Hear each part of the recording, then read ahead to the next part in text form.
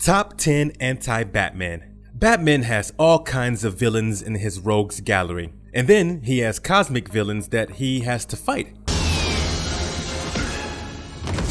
Stay away, this is not your fight.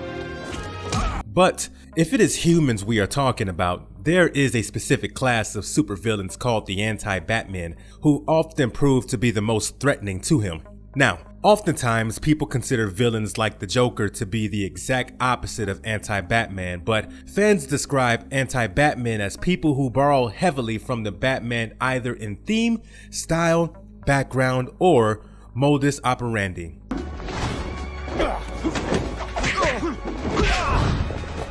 A significantly large number of characters have been created with this purpose, some as primary Batman villains and others who meet Batman only tangentially. They essentially serve as a reflection of the darkness that Batman holds within himself, and while he was able to channel his rage and anger after his parents' loss into something meaningful, the Anti-Batmen failed to do so. They resorted to choosing the easy path of crime rather than remaining righteous in their actions.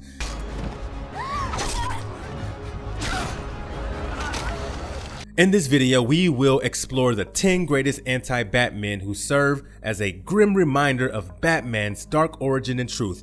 Let's begin, shall we? Before we go into our explanation, we have a very small request. If you like our content, please support us by subscribing to our channel.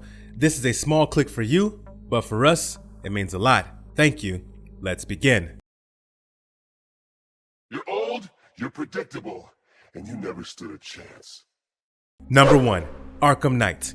This skilled swordswoman with a keen mind for strategy and persuasion was the daughter of 2 psychiatrists at the Arkham Asylum. In fact, Dr. Jeremiah Arkham and Dr. Ingrid Carlson welcomed their baby daughter Astrid Arkham at the asylum itself. Being the kind of woman that Ingrid was, she was well liked by the staff and inmates alike, and by inmates, I mean even the terrible ones like Joker and Harley. However, things turned tumultuous for the Arkham family when Ingrid went into labor while the asylum was gripped by a riot among the crazy inmates. But evil villains like Clayface, Poison Ivy, Two-Face, Joker, Harley Quinn, and Solomon Grundy protected Ingrid so that she could deliver the baby safely. Unfortunately, just after the delivery, one of the inmates threw a batarang towards Ingrid, which slashed her neck, killing the new mother. The motherless was left orphaned when Jeremiah Arkham isolated her. Naturally, the child turned to her evil saviors for protection, and they took her in to serve as her surrogate parents. Like clay is molded by a potter, Astrid Arkham was molded by the likes of Joker, Two-Face, and Harley Quinn to become a skilled combatant with a rather irrational mind. But how did Astrid get the title of Knight? Well, as a child, Astrid would read fairy tales to Joker, and in these stories, she encountered many knights. Gradually, she not just took a liking to them, but also saw herself as one. Like the knights to liberate common people from evil forces, Astrid made it her life's mission to liberate Gotham from Batman, the man who she considered responsible for her mother's death. Astrid eventually died but was resurrected to serve in Task Force Z, a zombified version of the Suicide Squad. Correct. Joker doesn't wear a mask, he shows his face for the world to see. Then you won't mind doing the same? You first. Number 2. Wrath. I suppose there was no anti-Batman whose tragic backstory was closer to that of Batman's than Wrath. Like the upstanding couple, Thomas and Martha Wayne lost their lives to a petty burglar like Joe Chill. Even Wrath lost his criminal parents when James Gordon shot them while after catching them red-handed. Both Bruce and Wrath lost their parents on the same night, but the kids took extremely different paths in their lives. Bruce took this loss as motivation and soared to dedicate his life and resources to ending crime, but Wrath channeled his grief to launch a war on law enforcement. Wrath spent most of his adulthood traveling through the world, where he served as a gun-for-hire and expert assassin, but he wasn't going to stay abroad forever. He returned to Gotham to take down a seminar of cops from all around the country, but was stopped by Batman. Who are you? Why are you doing this? Someone has to stand up to your kind. He eventually learned Batman's identity in Lord Batman by desecrating the tombstones of Thomas and Martha Wayne. Nevertheless, Wrath fell to his death after falling from a tall building. Several years later, Wrath reappeared in Gotham and started to haunt the city cops. But he was dead, right? Well, this new Wrath was actually a twisted, Robin-like sidekick of the original Wrath, and he took the mantle of his mentor. Eventually, Batman and Gordon collaborated to nab the cop killer. He was since put in Arkham, but Wrath pledged to strike again. Interestingly enough, apart from appearing in Batman Special Number 1 and Batman Confidential Issue Number 13 through 16, he also made an appearance in the 10th episode of the 5th season of the animated show The Batman. Here, Wrath and his sidekick brother can be seen fighting Batman and Robin. If you wish to know more about Wrath, do not forget to check out our video on his origin.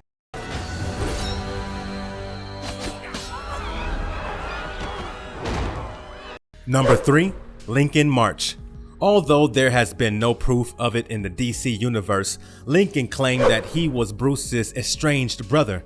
According to Lincoln March, he was Bruce's younger brother who was born under dire circumstances and had an extremely troubled childhood.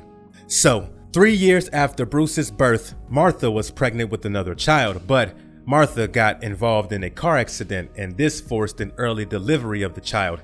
Due to the crash and his premature birth, Lincoln suffered several injuries and ailments. Thomas Wayne admitted the infant to the best hospital that money could buy, but a few years later, Thomas and Martha were murdered by Joe Chill. Unfortunately for Lincoln, they had chosen to keep him a secret, and after he was orphaned, Wayne Foundation stopped funding the hospital. Naturally, the maintenance of the hospital became the responsibility of corrupt city officials, which left Lincoln to become a victim of abuse and neglect.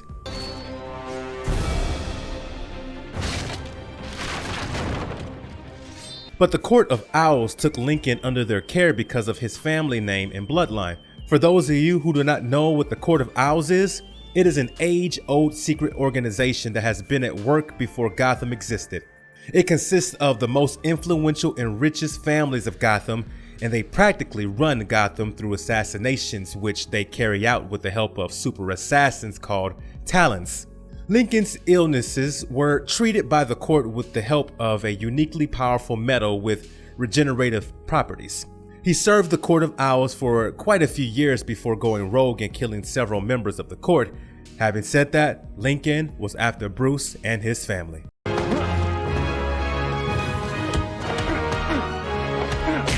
Number 4. Lord Batman. Among the best story arcs of the Justice League animated series is the one where a rather evil version of the Justice League called the Justice Lords. Lord Batman was a member of this evil organization. In this reality, Lex Luthor was the president of the United States. The Justice Lords stormed into the White House and Wonder Woman and Batman took down the Secret Service. Lord Superman had gone in to confront Lex about crimes he committed while in office, but ended up killing him. Outside, Wonder Woman and Batman smell something weird and come inside only to see that Superman has burned the president alive. The heroes had been pushed to their limits because Flash lost his life owing to one of Luthor's schemes. 2 years later, Justice Lord Batman shows the other Justice Lords a picture of the primary reality in which the Justice League is fighting Lex Luthor. Almost, but their Flash is still alive. So's their Luthor. The Lords decided that it was their duty to bring their brand of law and order to the primary reality. In an elaborate conspiracy, Justice Lord Martian Manhunter brings the Justice League to an alternate reality and they all get captured and imprisoned in specially designed cells. Justice Lord Batman serves as the captor. All other lords cross over to the primary reality and take on Doomsday. Batman and Flash berate the Justice Lord Batman for the extreme measures the Justice Lords had taken and how they had deteriorated as heroes. The two heroes try to fool Lord Batman into escaping their cages, and it was only after much struggle that they managed to escape.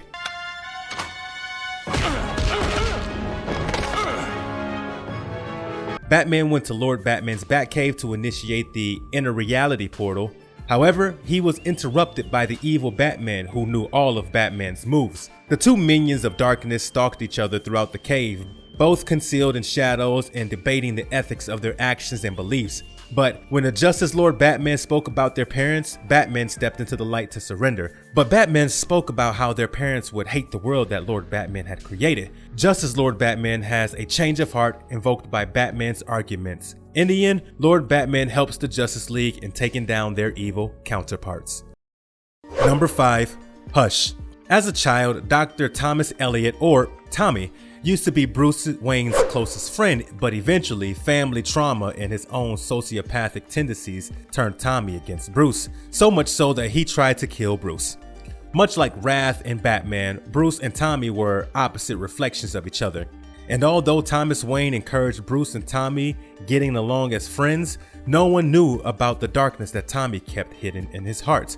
While Bruce loved his parents who loved him back, Tommy's father was a drunk who often abused his wife and son. His mother came from a humble background, and despite getting beaten by her husband, she'd endured it all to maintain her lavish lifestyle.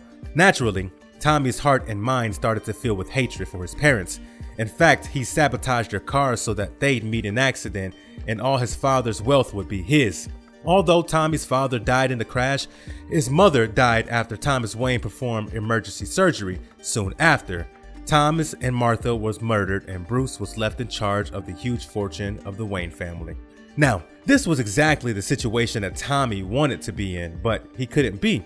He started to hate the Waynes because they were the reason why he didn't become immediately rich and had to wait for his mother to pass away. Furthermore, his dream life was being lived by Bruce. Now, it is another thing that Bruce would have given away everything he had if he could see his parents just once again.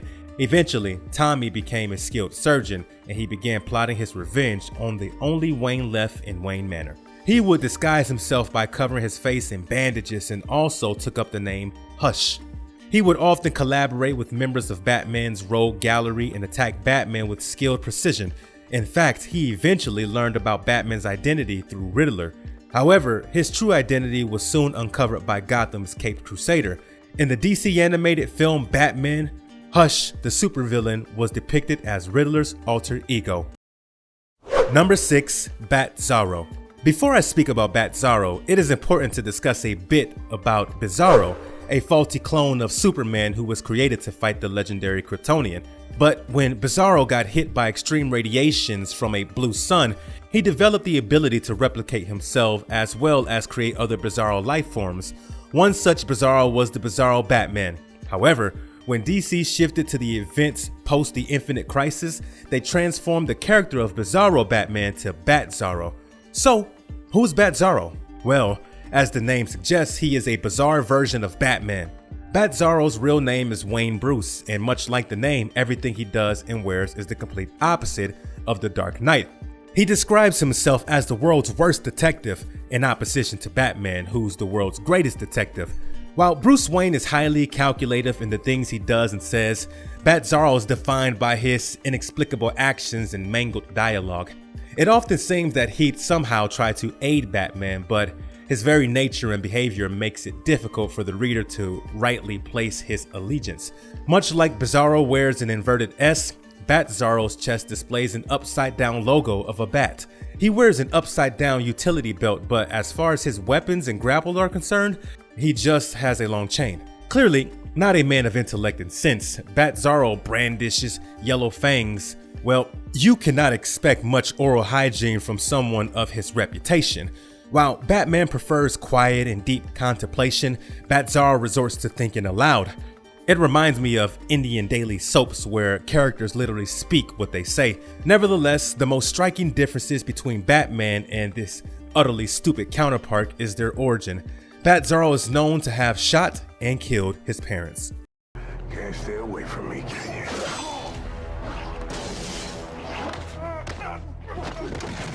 Number 7. Prometheus. So, how many of you remember Bonnie and Clyde? What if the couple had a child who swore revenge on all kinds of law enforcement, including superheroes? DC's Prometheus was the answer to that very question. Although his real name was never revealed, Prometheus's parents were two loving hippie criminals who traveled all across the country with him. While on these trips, they would commit indiscriminate crimes, including brutal murders and violent thefts. As the news of their rampage spread, the law enforcement was swift to get into action. They were ambushed and cornered, but the cops were forced to shoot the couple before their son, which was such a shock to little Prometheus that his hair turned white. Prometheus then took an oath to avenge his parents and annihilate all the forces of justice.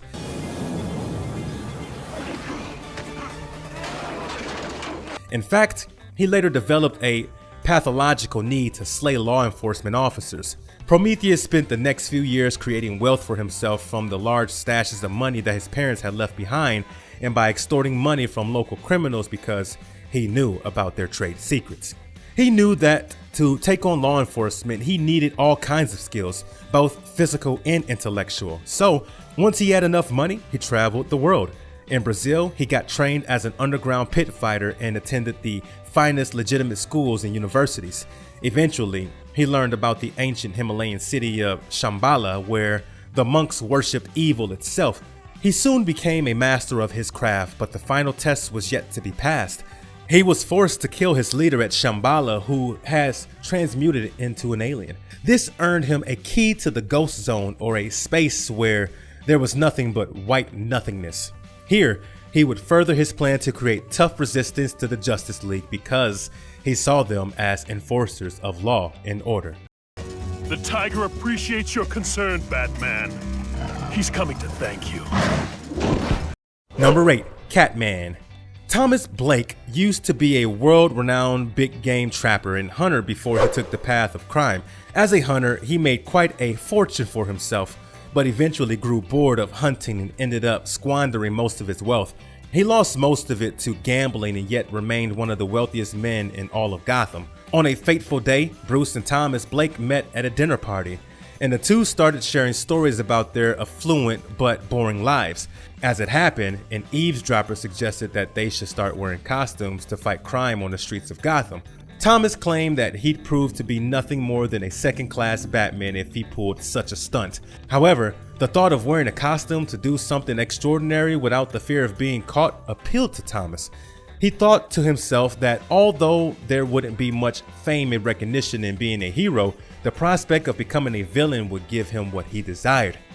Thomas was of the opinion that he'd make an apt nemesis for Batman, given his profound wealth and knowledge of the feline species, which he'd use to his advantage. He even made a suit for himself using a special African cloth which he believed would give him 9 lives. Furthermore, his costume was pretty much on the lines of Batman, together with a similar cowl, and that was the birth of Catman. However, he couldn't even beat Catwoman, let alone Batman. Catman soon became a joke in the villainous social circles, and he retreated to the African jungles to live with the pride of lions. Number 9. Ghostmaker. Since he was a child, Menkoa Khan, or Ghostmaker's objective in life, was to eliminate criminals as a means to remove crime, much as we should kill the poor to eliminate poverty. To make things worse, Ghostmaker wanted to kill the criminals not because he felt a sense of duty towards society, but because he believed that murder was an art. With this wrongful notion, he began training with various people and met Bruce Wayne, who was also going through rigorous training to become a masked vigilante. During their training, the two became close friends because of their shared goals and interests, but they didn't really have similar morals and ethics. When Ghostmaker learned that Bruce's motivation came from his desire for his parents and not because of learning the art of murder, Ghostmaker broke his friendship with the future Batman. Bruce Wayne soon realized that his friend had psychopathic tendencies and an acute lack of empathy. Eventually, the two of them settled on the agreement that they would not interfere with each other's activities, and Ghostmaker would lay foot in Gotham. However, the agreement didn't last for long, and the two often met each other on the opposite sides of the line. Despite the differences, Batman offered him a place in Batman Incorporated, but even this meeting resulted in all-out combat between the two former friends.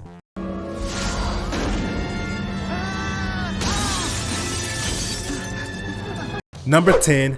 Phantasm. Andrea Beaumont was the daughter of the affluent businessman Carl Beaumont. Bruce and Andrea met while studying at Gotham University and became close friends. One day, the two of them met at Wayne Manor and a friendly sparring session took place.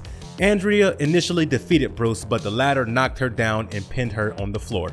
The young couple exchanged profound eye contact, and Andrea found herself smitten with Bruce's love. It was not long before Bruce too started feeling for Andrea, so much so that he considered giving up on the promise that he once made to his murdered parents. He soon promised a part of his immense fortune to Gotham City Police Department so that he could marry Andrea. In fact, he did propose to her and she accepted, but their happiness was short-lived. Told Reeves. You told him you were closer than ever to your father. You had me bugged, is that it? I can read. Her father had double-crossed the local mafia and was being hunted.